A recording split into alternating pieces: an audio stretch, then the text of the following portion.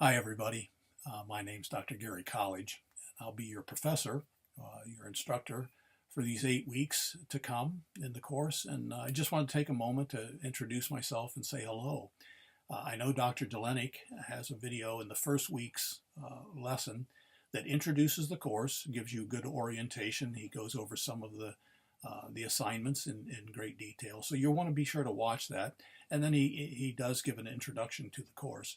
I didn't want to add a whole bunch to that in terms of giving you extra things to watch or repeating things that he said, but I did want to say hello, as I say, and introduce myself and give you a face to put with a name.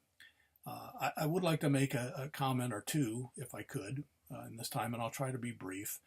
The one thing is about, and I mention this simply because with graduate students, sometimes I get the feeling that they're surprised by the requirement of academic style for a paper, any assignment that you'll submit.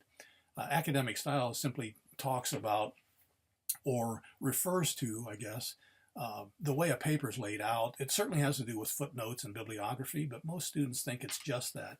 Academic style extends to more than footnotes and bibliography. It has to do, as I say, with the format, the layout of the paper, the spacing, title page, font. It has so much to do with the entire submission. And as a graduate student, you're required to submit your papers according to Turabian academic style.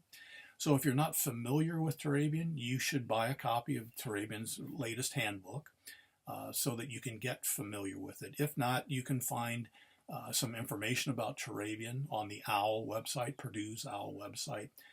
But academic style is a major part of your submission, the work that you submit, and it's part of your grade. So you lose significant points if you just hand in anything.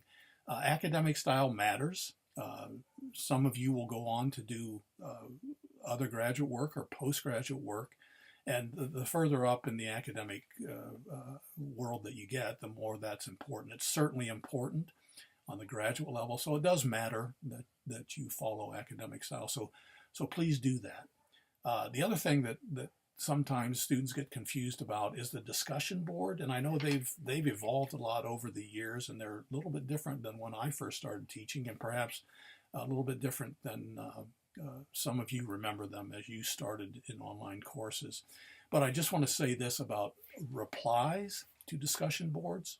A reply, something only counts as a reply when you go to one of your peers' initial posts, their discussion board post, and you interact with them there. You don't simply say, I agree with you, and say that over and over again in different ways. You interact with them, you engage with their post somehow, and you try to discuss it, if you will.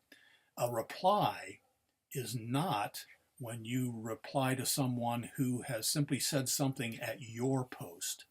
In other words, they come to your post and they make a comment and you say thank you for your comments.